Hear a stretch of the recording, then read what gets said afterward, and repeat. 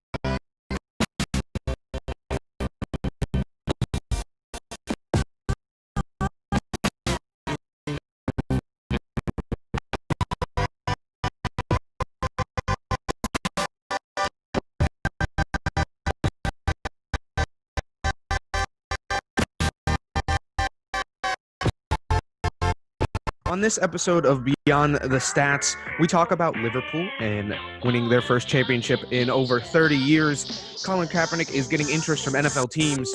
The NBA restart schedule has just come out. But first, we look at baseball and what they're doing as they restart the season. This is Beyond the Stats with Zack and Tanner.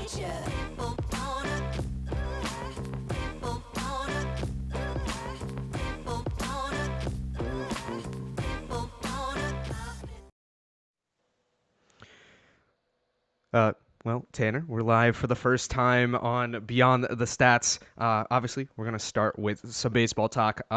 So, Tanner, the baseball season just started, or has just been announced. It will start, they're reporting in only a couple of days on July 1st, and then they'll run spring training and ramp up into the regular season.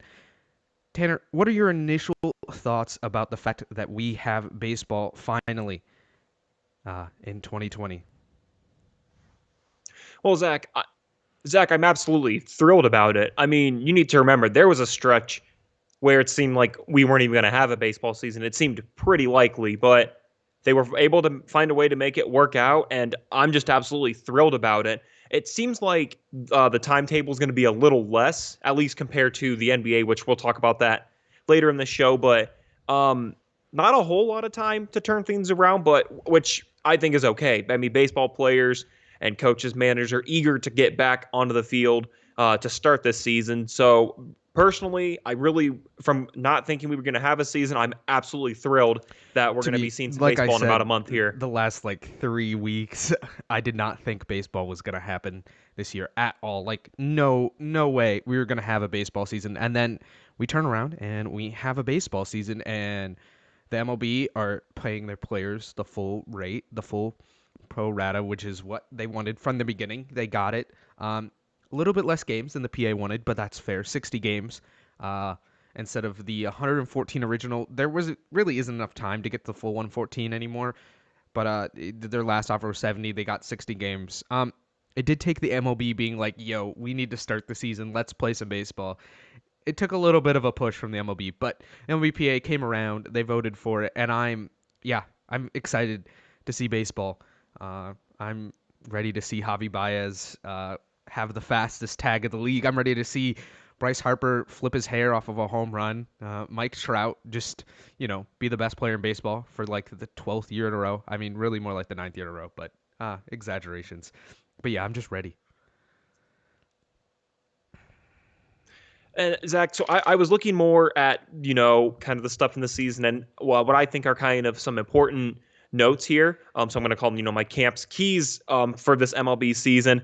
Again, like you said, 60 games for the season, and it's expected to start July 23rd or 24th, hopefully 23rd, but no big deal if it's not until the 24th. But this essentially sometime in mid to later July. Also, all 30 teams, they have to submit a 60-man player pool. And a big part is the trade deadline. Normally, July 31st. Obviously, that's not fair to only give a week. So they've actually pushed that from July 31st to August 31st. So a couple key points that I was looking at when I kind of saw the additions in terms of players and trade deadlines and how many players can come. So I think those are some important points. But by the end of all of it, the most important thing is this. Baseball is back. And I know there are lots and lots of people out there who are thrilled to see baseball come back here in about a month. Also, the big thing, the DH will be coming to baseball for both the NL and AL, and that's expected. Absolutely. Yeah, yep. So I think that's pretty big to see a DH. I'm in the National League. I would be kind of shocked if that actually doesn't carry on, to be honest. I think it being in 2020 and possibly 2021 could turn it into it being until forever, really.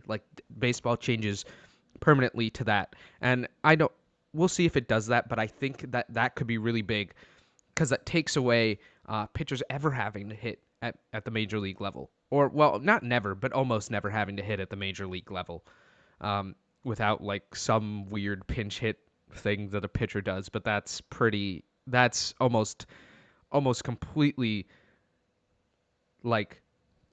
minusculely probably not going to happen. So it'll be interesting to see kind of what what the universal DH does for baseball. And Zach, you put that point exactly. I think what's going to be interesting as we kind of get ready to wrap this segment up and move on to Liverpool, but I think the thing, I don't want to say this is a test season because it's not. It's still a legit season that could determine, it'll determine who was the best team in baseball, 60 games being enough. But it kind of is, like you said, with the universal DH being the biggest rule. I don't think too much will change, hopefully, but I think you hit it right on the money that the universal DH, I won't be surprised if when players, need to give feedback or managers need to give feedback, that universal DH works out way better than expected. But no, you brought up that great point, but this is, again, not really a test season, but it is an opportunity to try out those new concepts. But again, super excited for it. And as soon as the schedule is out, Yeah, we're going to put that on all our I'm social media excited for platforms. baseball just like you. I'm ready. I'm ready to uh, hop on the red line to Wrigley Field and catch the Cubs, or really just hop on the red line and go all the way down to Guaranteed Rate Field and watch the Sox. I know I'm kind of placing myself in the country, but that's okay. Yeah, but we're gonna step aside and come back and talk about Louisville when we return. This is Beyond the Stats.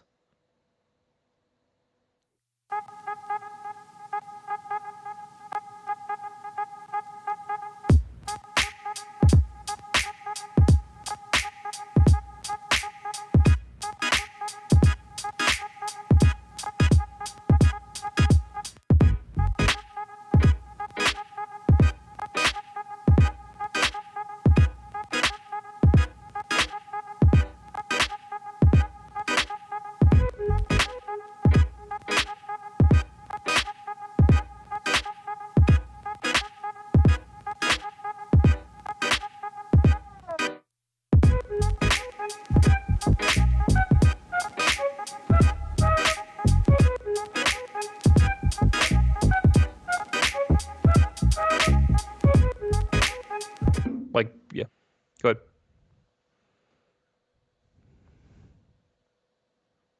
Welcome back to Beyond the Stats. Once again, I am Tanner alongside the one, the only Zachariah Begley. Zach, talking about some soccer here. Liverpool became the 2020 English Premier League champions. They won it after Manchester City lost to Chelsea 2-1. Kind of important, you think that it's a match, but how it worked was Liverpool beat Crystal Palace 4-0 on Wednesday, meaning that if Manchester City lost to Chelsea, too big of a deficit in terms of the point totals. So when Manchester City lost 2-1, that secured that Liverpool would be the 2020 English Premier champions. There's still 7 matches remaining, so they actually have a chance to set a bunch of new records. They need 15 points to actually set a new record points total for a top flight campaign. They also could become the first team to win every single home match in a single season. So still look a lot of potential record-breaking deals or record-breaking accomplishments for the season. But right now, focusing on Liverpool being the 2020 English Premier League champion. Zach, why is this such a big deal, at least in the Premier League, but is Well, I specifically mean, to start for off, Liverpool Liverpool? hasn't won the Premier League since 1990, so exactly 30 years ago. In as we're in 2020 now, the other big thing you have to point out is, I mean, how do you? Yeah, I mean, they're running. They've won it with 7 games left, like you said, which is insane, and they've won every home game they've played, which is also insane. I mean, you have to give their manager Jurgen Klopp a lot of credit, coming over. Yeah, so he was at Bayern Munich until 2015, so he's been there since 2015. So this is his 5th season, and by far the best season they've had under him. I mean, to be that strong of a side, to win every home game, up until even 7, like that's insane that they haven't lost at home yet. I mean, with 7 games remaining, I that's completely feasible for them to win, to go undefeated at home. I mean, yeah, right, that stat right there is insane. Like, just an insane season for Liverpool. I mean, only 15 points away from having the most points ever in a Premier League season. Yeah, it just sounds like they ran the table this year, and you have to give Liverpool credit. Yeah, Mo Salah has been great all year. They've just been playing some great soccer. Uh,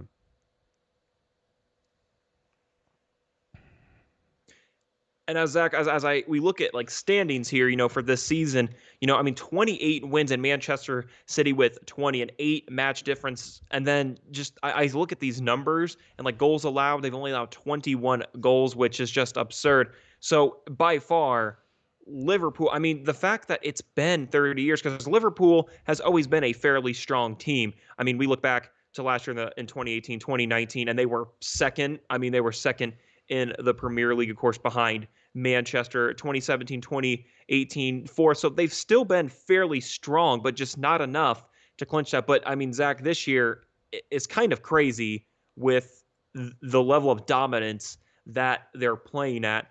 The question then, do you think this is something that they could maintain over the course of the next couple of seasons? Or do you think this was kind of a one time, this is only going to happen this season, not sure what's going to happen next season? Well, what are your thoughts about where Right. does I mean, Liverpool go okay. from So here? Liverpool is very much could win the EPL again. They could very much win the English Premier League again.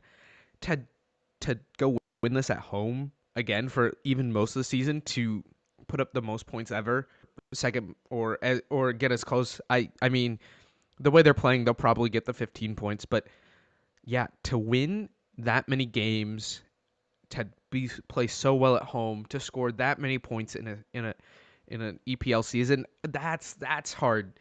It's hard to see them having the level of success, but I don't want to say they can't win the Premier League again. I mean, they were second last year. They clearly have enough talent. They have one of the best managers in the entire world, in Jurgen Klopp. So it's hard to say that they won't ever win the EPL again, but it's hard to say they will be as dominant in winning the EPL again.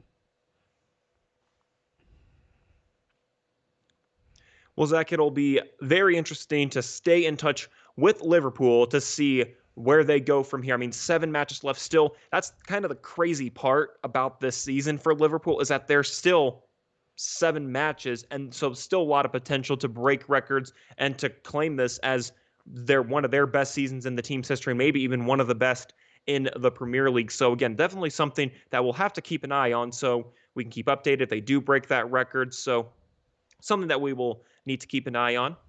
We're going to wrap this segment up, but coming up, me and Zach are going to talk about Colin Kaepernick drawing interest in the NFL. So could he potentially come back? We'll talk about that when we come back. Once again, I'm Tanner, and that's Zach.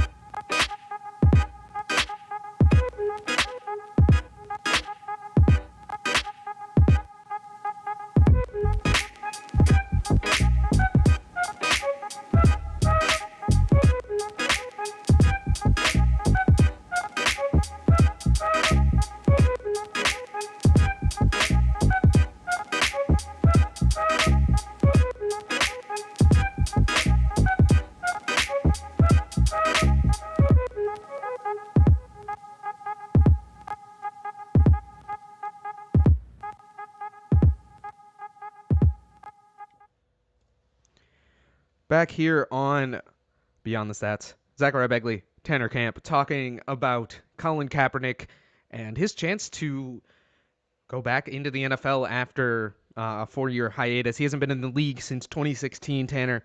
and he's drawing actually quite a bit of interest. It started a couple weeks ago with the Chargers and Anthony Lynn admitting that he was on their tryout list for quarterbacks, and reports have been coming out about multiple teams being interested. I don't, yeah. So, I think he comes back to the NFL in a backup role, at least to start. The only team I could see where he would start if he signed with a team right now, there's maybe two teams. He could, I think the Patriots for sure. Patriots have Jarrett Stidham starting, and he's a second-year guy, and it's hard to see him. Yeah, I mean, I think Colin Kaepernick has a chance to beat him out instead of it will happen. We don't know. To be honest, we don't really know how good Jarrett Stidham is, but I think there's a chance for that to happen. And then the other place I think is the Chicago Bears, who brought in Nick Foles this offseason. Mitchell Trubisky had made the Pro Bowl 2 years ago, regressed quite a bit last year, really, and then um, we could see, maybe this up, and then Nick Foles they brought in, who wasn't great with Jacksonville, like I said, and then I could see Colin Kaepernick coming in and possibly starting there. So Tanner, where are you? Yeah, what are your kind of thoughts about Colin Kaepernick coming back to the NFL? Well, Zach, I mean, I was looking back on his time with San Francisco, and you need to remember this is a guy who, for 2 straight years, one year he did lead San Francisco all the way to a Super Bowl, only to lose to a really good Baltimore team in a fantastic final game. I mean, the final score was 34-31, and then the next year, right after, all the way to the NFC Championship, and who they lose to? The eventual Super Bowl champion, Seattle Seahawks, 23-17. So this is a guy who, when he's at his absolute best, he can become a very, very dominant quarterback. I mean, you see the stats, like in 2013 and 14, threw for over 3,000 yards, and with those two seasons combined for 40 passing touchdowns. So during that stretch, you could argue he was one of the best quarterbacks in the conference, at least. I mean, he was a top tier quarterback that was able to play at a really high level. So I'm extremely happy for him. We've seen a couple of workout videos, not just in the past few weeks, but even over the last couple of months, as there are lots of people who would love to see Kaepernick back in the NFL. And I would also. I think he is a strong player, both on the air and both in the air and on the ground. So it would be great to see a team pull him, or at least give him a chance, maybe during a preseason or even a couple of, like you said, backup roles. The teams that you mentioned were great. I've also heard that the Chargers were starting to get interest in him, and I even had heard that Pete Carroll, the head coach for the Seahawks, actually said that he regrets not picking him up in 2017. So again, obviously a lot of opportunity for Kaepernick, and I would love to see him bounce back and maybe continue his NFL career. Yeah, I just to be completely frank, I think Colin Kaepernick um, is a I think he comes into the league probably as a backup, and then and the Bears and Patriots are the only places I could really see him vying for a starting job, but not necessarily getting the starting job. Um, the Chargers drafted a rookie quarterback in Justin Herbert. They have Tyrod Taylor, so I see him more as a backup role there. Obviously, he's a backup with the Seahawks. For as good as he was, he's not better than Russell Wilson. Um, Russell Wilson is easily a top five quarterback in the league, maybe even number two behind Patrick Mahomes. I think we can all agree Patrick Mahomes is number one, Definitely, yeah, yeah. I Colin Kaepernick could definitely get in a backup role. It makes sense for the Seahawks to sign him as a backup. He can do similar things to what Russell Wilson does. Yeah, scouts have said Colin Kaepernick's arm is as strong as ever, which means that he hasn't lost any zip in his throws, which is big. He's 31 or 32, so he could have lost a couple steps in his leg, but if his arm is still as good, who knows? I mean, yeah. So it's hard to say what exactly is going to happen, but I think there is a way for Kaepernick to get back into the league as a backup, and then I find it hard to see where he starts except for a couple of places. But yeah, we'll have to keep an eye on it. We'll bring more. Watch the social media, check the social medias to see what's going on there. But we're gonna step aside and we're gonna come back and talk about the NBA when we return. This is Beyond the Stats.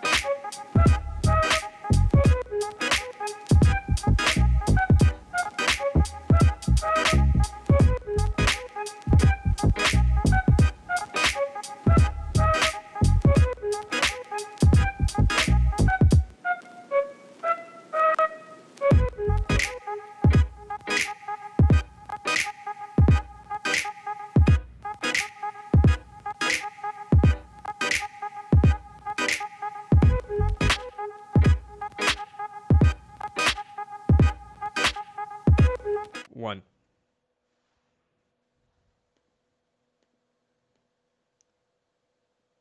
Back here on it, Beyond the Stats live for the first time.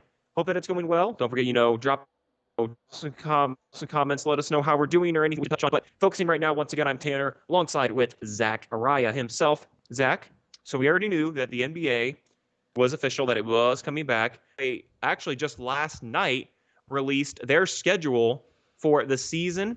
I'm sure you've gotten a chance to look at it. I know I have. But before I kind of get into some stuff, I didn't know if there was anything that you wanted to start with or if there were any games in particular that really caught your eye. Yeah, well, opening night, or well, not opening night, but like the second night is the Clippers and Lakers right off the bat, which I think yeah, that's going to be a really good game.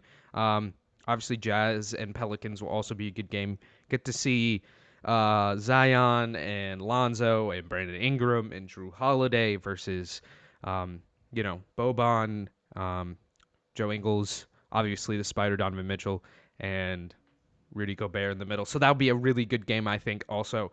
So I'm excited to see, yeah, both those games are going to be good. Lakers and Clippers was back and forth through most of the season. I almost said through the regular season, but we're going back to regular season basketball. But yeah, through most of the season, it's been good. It's been some good basketball, some good playing, and I'm excited to see what comes next. Um, but yeah, I the other thing I want to think about is August 13th and 14th. Seem to be so those are there are games scheduled, but the games are to be determined. So I'm assuming those for national schedule. So I'm assuming those games they're going to put in the teams that are playing for the last couple of playoff spots right before we get into the playoffs, and then there is that playoff playing game as well. So and that hasn't been announced yet, but I'm excited to see how yeah I'm excited to see how basketball goes, and I'm excited to have basketball all day every day for like a month and a half, just like March Madness. Absolutely, Zach. And I actually have the specifics for certain ones, as you said. So the seeding games, I mean, obviously some teams that are guaranteed in, but still need to determine where they're at. Like example, in the East, we know the Bucks, we know the Raptors, we know Celtics, Heat, Pacers. At least in the East and the West, Lakers, Nuggets. We know that those teams are in. It's just a matter of where they will actually end up, which is very important. But kind of as you talked about, they will conclude on August 14th. If a play-in game is required for that eighth spot, it'll take place, they say, either August 15th or 16th. Their idea is that the first round of the playoffs will begin the 17th. So fairly quick turnaround, but again, they've played an 82 game regular season with a fairly quick turnaround in the playoffs. So nothing too crazy that at least that I saw. But Zach, I kind of want to talk about some teams to kind of focus on, and they're more so the teams that have not clinched. Because again, there are some teams who've clinched, but it's just a matter of where they will end up. I know the Pacers and the 76ers are battling for that fifth spot in the East, because then the drop off is a 9 game difference. I mean, I look at the standings, and at least in the East, with the Pacers and the 76ers both having 39 wins, the next best team are the Nets and the Magic, both with 30 wins, then the Wizards with 24. So those games for the Nets, Magic, and Wizards are very important because they're not clinched technically, and so they're still trying to fight a spot, potentially move up from those spots, but it'll be interesting. But then it's the West, where they basically have every single Western Conference team except for the Warriors and Timberwolves. So that side of the NBA is the part that I think is going to have to keep an eye on. Like the fact the Suns still have a chance is kind of crazy to think. It would be interesting to see Devin Booker in the playoffs. But as I kind of go through that, Zach, is there anything that you also think that should be focused on, or anything that you're going to keep an eye on once the regular season comes back? Yeah, well, like you said, the Suns, I think is an interesting one, because the Suns haven't made the playoffs since Devin Booker's been there. They have a chance. I mean, they started out the year like 8-3, 9-3, and then they've kind of they started out really hot and then cooled off pretty quickly. But they played well enough just to stay in range, and I think that's pretty big, especially with these 22 with these 22 teams playing, and anything can happen. It's not like an 82 game schedule where things even out. A team could get hot and make the playoffs. Like the Wizards, with Bradley Beal. The other thing I'm watching is who's not playing, which I think is pretty big. Like Absolutely. Yep. Avery Bradley's not playing, which is pretty big because, well, he's not big on scoring. He's one of the best perimeter defenders on their team, if not one of the best in the league still, and that's going to be pretty big to see. Like how do they handle not having someone like Bradley Beal? Like they might sign J.R. Smith, but J.R. Smith's not. He's a better shooter, but he's not the same level of defender as Avery Bradley. There'll be other players like that that just like role players who are missing, and you're like, what is going to happen with them, and how are their roles going to be filled going into this shortened season because a number of players aren't going to be playing. Zach, I think something, just again, as we quickly get ready to wrap up here, but one other important thing are certain players who we have tried to avoid it, but who have COVID. The big name for me is Nikola Jokic, the center for the Denver Nuggets. That is a really big loss for the Nuggets, depending on his timetable, obviously, with because they've still got quite a bit of time before the season. But if he has to miss a couple games, that could be a difference maker. Right now, they stand at third behind the Lakers and Clippers. But Jokic, I would argue, is one of the best centers, not just in the West, but maybe even in the entire NBA. His vision is better than a lot of point guards. And then players like, example, for the Pacers, starting point guard Malcolm Brogdon has also had that. There have been a couple players, but I think that is also interesting to see that timetable, if we'll see any players who end up testing positive for COVID or just decide not to play. But I know the most important thing now, as we look at it, if you had to pick who you think the finals matchup is going to be right now, who do you think it's going to be? Okay. I think the Bucks get out of the East. I'm gonna go for that, and then the West is gonna be hard. It comes down to the Western Conference Finals, I think, between the Lakers and Clippers. I really think those are the Mm-hmm. two teams in the Western Conference Finals. And LeBron, okay, Kawhi Leonard has always guarded LeBron better than anyone else in the NBA, especially in the playoffs. I mean, he won an entire Finals MVP on the fact of how well he guarded LeBron. So, and then it comes Paul George and Anthony Davis. I It's hard because the regular season was even back and forth. Mm-hmm. Um, I'm gonna go. I'm gonna go with the Clippers. I think Okay, it's gonna. I'm gonna that's go very. Bucks and Clippers, which was my preseason pick. So I'm gonna hold my preseason pick, Bucks and Clippers. I like it. I think I'm guessing though with that Clippers Lakers, that's got to go to a seven. Oh That's a yeah, seven that's gonna games. go 7 easily. All right, so then as I get ready, of course, my ideal is that the Pacers make it to the finals. It's going to be tough, but we'll see because right now their matchup is the Heat, which that would be very interesting if they met in the first round because Jimmy Butler and T.J. Warren had a little beef Yeah, near right, the end right. before everything stopped. So, but sticking with it, I will say this: I'm like you. I think the Bucks will. If they play the Raptors, I think it'll be a little more interesting because the Raptors have actually done pretty well against the Bucks. So I think it'll still be Milwaukee, but I don't think it's going to be a cakewalk. And again, we don't know. We don't know how well the Celtics will play. We don't know. But right now, I'm like you. I think the Bucks for sure, the East. And then I'm like you. The problem is, I would have even put the Denver in there, but depending on where Jokic is at, I don't know. I mean, Oklahoma City isn't that bad either. Steven Adams, I think, is a very underrated center. Chris Paul has been performing way better than I think a lot of people were expecting. But I, here's my thing.